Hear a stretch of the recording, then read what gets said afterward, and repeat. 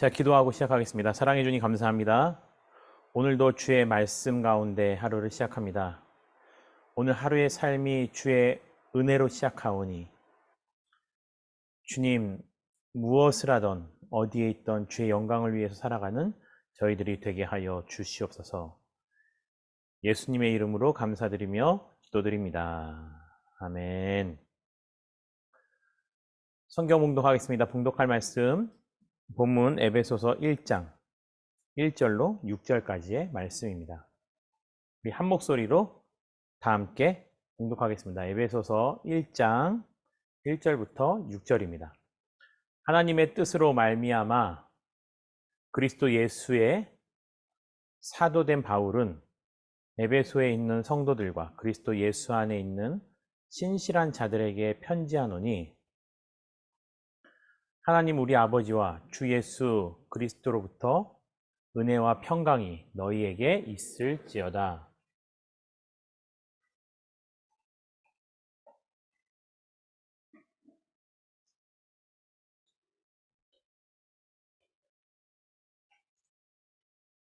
찬송하리로다.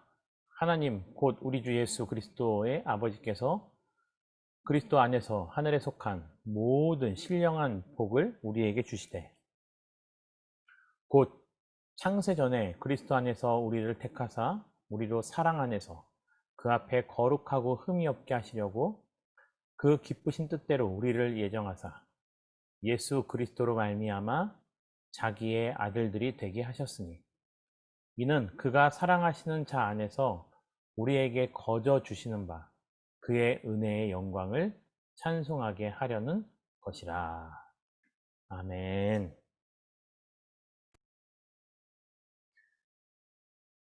안녕하십니까? 잘 지내고 계십니까? 어느덧 더운 여름이 끝나가고요. 시원한 바람이 불고 하늘도 높아지고 또 해도 여름보다는 더 빨리 지기 시작하는 가을이 왔습니다. 무더운 여름이 있음에도 감사한 것은 그 무더운 여름의 내리쬐는 햇빛을 통해서도 우리가 먹고 살아야 될 수많은 농작물들이 자랄 수 있음에 감사하고요. 또 시원한 바람이 불면 무더위는 어느덧 지나가고 추수의 계절이 다가오매 또한 감사하며 살아갈 수 있겠죠. 우리가 인생을 살아가면서 이처럼 오늘 우리에게 주어진 삶 속에서 감사의 조건을 찾을 수 있고, 또 그 감사의 마음을 우리가 표현할 때는요, 무엇보다도 찬송으로 표현하기도 합니다. 오늘 본문의 내용이요, 에베소서 말씀 1장 1절부터 6절까지의 내용 가운데서 사도 바울이 에베소 교인에게 권면하는 것에 있어서 이와 같은 하나님을 찬양하는 데 있어서, 감사의 마음으로 찬양하는 데 있어서 어떠한 찬양으로 하나님께 영광을 돌릴 것인가 라는 내용이 담겨져 있습니다. 우선 에베소서 말씀이요, 우리가 어저께까지 보았던 데살로니가 전후서의 내용을 비교해서 보면 데살로니가 전서 그리고 사도 바울은 그의 바울 서신에서 보면요, 자기 혼자뿐만이 아니고 함께 사역을 했던 동역자들의 이름을 거론하는 경우가 많이 있었습니다. 하지만 오늘 본문 편지에는요, 이러한 공동 발신자가 없이 사도 바울 혼자 등장한다는 것이 특징이겠습니다. 또 있습니다. 에베소서의 특징 가운데 하나는 그 시작하는 것에 있어서 바로 본인의 사도성을 설명하며 시작한다는 겁니다.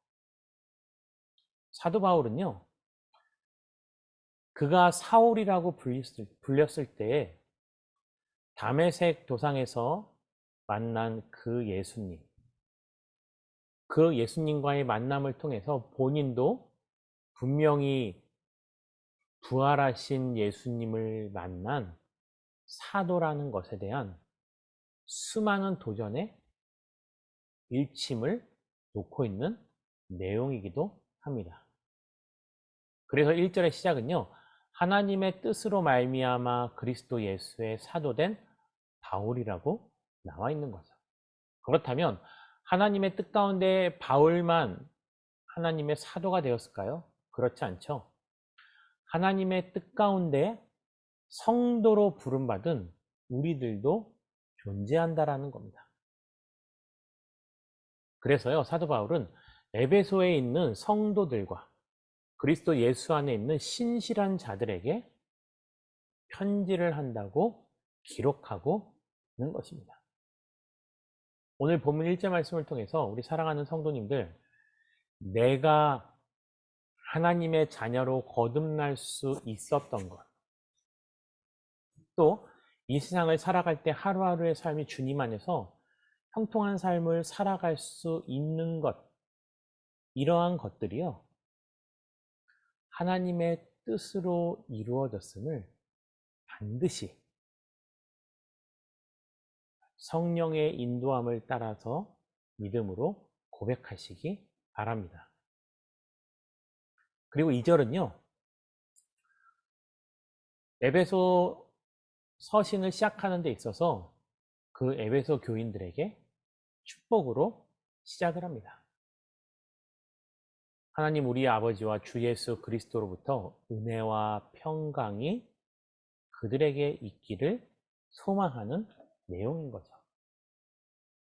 우리 사랑하는 성도님들의 가정 가운데 삶의 처소에서도요, 어디서 무엇을 하든 늘 하나님의 은혜와 평강이 가득하실 수 있기를 주님의 이름으로 축원드립니다. 또한 사랑하는 성도님들 역시요, 누군가에게 인사를 할 때요, 그냥 일반적인 인사보다는 이러한 축복의 인사가 여러분들의 입술을 통해서 다른 사람들에게도 전달되어질 수 있기를 소망합니다. 왜냐면요, 우리는 이미 지음을 받을 때부터 축복의 사람으로 지음을 받았기 때문입니다. 축복의 사람이라는 것은요, 내가 그 축복을 누릴 만한 존재이기도 하지만 또한 우리도 누군가를 그 이름으로써 축복할 수 있는 존재가 되어야 하기 때문입니다. 그래서요, 그 복음의 가치를 희석시키게 그냥 두서없이 누구나 다 우리가 축복하라는 것이 아니고요, 때로는 내 마음 가운데 미움의 마음이 가득하다 하더라도 그러한 가운데서도 우리가 분명히 마음속에 내키지 않아 하는 사람들에 대해서도 축복하는 믿음의 자세가 우리에게 필요합니다. 또한 할 수만 있다면요, 사랑하는 가족들, 주변 사람들에게 자꾸자꾸 축복의 선포를 하는 것이 굉장히 중요합니다. 왜냐하면요, 그러한 축복의 선포를 통해서 저들의 삶이 더욱더 주님 안에서 형통한 삶을 살아갈 수 있는 은혜를 누릴 수 있기 때문입니다. 우리 사랑하는 성도님들, 여러분들의 입술이 그러한 축복의 입술이 되기를 간절히 소망합니다. 3절부터 보면 이제 하나님을 찬송하는 내용이 나오는데요, 그렇다면 사도 바울은 에베소 교인들에게 편지를 하는 데 있어서 어떠한 내용을 찬송하고 있을까요? 하나님께서 하신 일에 대한 찬송의 내용이 나옵니다. 곧 우리 주 예수 그리스도의 아버지께서 그리스도 안에서, 그렇죠? 그리스도 안에서라는 것이 굉장히 중요합니다. 왜냐하면 우리의 삶의 일상적인 모든 행위가요, 그리스도의 그 희생과 은혜 밖에서 이루어질 수 있는 것은 없다고 생각하셔야 합니다. 오직 그 은혜 안에서 살아가는 것이 그리스도인들의 참된 삶이라는 거죠. 하나님께서 우리에게 무엇을 주셨을까요? 모든 신령한 복을 우리에게 주셨다라는 겁니다. 우리가 일평생을 살아가면서 정말 찬송해야 될 내용 가운데 하나가 무엇이냐면, 신령한 모든 복을 우리에게 이미 허락하신 것에 대한 감사의 찬송이 언제나 우리에게 필요하다라는 겁니다. 우리 사랑하는 성도님들, 내가 지금 받아 누리고 있는 축복이 무엇입니까? 그것을 한번 세어보시기 바랍니다. 그러한 축복을요, 하나하나 세어보시면서 그러한 것을 받아 누릴 수 있는 은혜를 주신 하나님께 찬양으로 영광을 올려드리는 겁니다. 그래서요, 복음송가라는 것도 있죠. 그렇죠. 복음, 예수 그리스도의 그 이름, 예수 그리스도께서 우리 삶 가운데 행하신 일들, 그리고 내가 누렸던 그 은혜, 간증, 이것을 노래라는 형식을 빌어서 곡조 있는 기도로 드리는 것을 바로 찬송이라고 합니다. 그래서 어떤 찬송은요, 듣고 있으면 우리들의 삶을 되돌아보게 하거나 우리의 마음을 찌르거나 우리를 더욱더 하나님의 자녀로서 견고케 하는 은혜의 도구가 되어지기도 합니다. 왜냐하면요, 그것이 찬송의 중요한 내용 가운데 하나이기 때문입니다. 그리고 그러한 고백이 담겨져 있는 찬송을 통해서 여전히 우리에게도 동일한 은혜가 있다라는 것을 느낄 수 있죠. 그것은 곧 누군가가 만들어 놓은 찬송 속에 있는 그 하나님을 우리가 동일하게 믿고 있기 때문이고요. 그 찬송 가운데 살아계신 하나님이 내 삶 가운데서도 동일하게 지금 역사하고 계시기 때문입니다.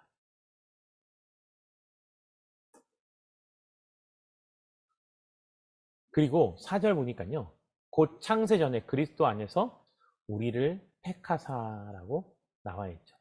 그리스도 안에서라는 것은 계속해서 반복되고 있죠. 그래서 우리는요, 우리가 무엇을 하든 어떻게 하든 이 모든 것이 그리스도 안에서 이루어지고 있는 것인지 점검해 볼 필요가 있고요. 일단 우리가 하나님께 찬양하는 내용 가운데 빠져서는 안 될 중요한 것이 뭐냐면, 우리를 택하여 우리를 사랑 안에서 거룩하고 흠없게 하시기 위해 구원하셨다라는 겁니다. 그래서 5절 말씀을 보면, 그 기쁘신 뜻대로 우리를 예정하사, 택하사, 예정하사 예수 그리스도로 말미암아 자기 아들들이 되게 하셨다라는 겁니다. 우리가 일평생을 살아가면서요, 누릴 수 있는 축복 가운데 가장 큰 축복은 하나님의 아들이 되는 구원을 받았다라는 것입니다. 그래서 그 어떤 찬양보다도요, 나에게 구원을 베풀어 주신 하나님에 대해서 우리는 더욱더 기쁜 마음으로 찬양을 할 수 있어야 하는 것입니다.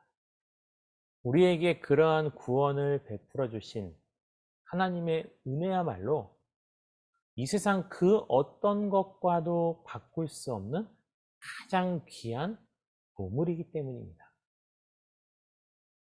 혹시 내가 하나님의 자녀라는 그 사실이 믿어진 때가 기억나십니까? 혹시 그 주님과 인격적인 만남을 가졌을 그때가 기억나십니까? 아마도 이 세상의 모든 것이 달라 보이는 것과 같은 경험을 분명히 하셨을 것입니다.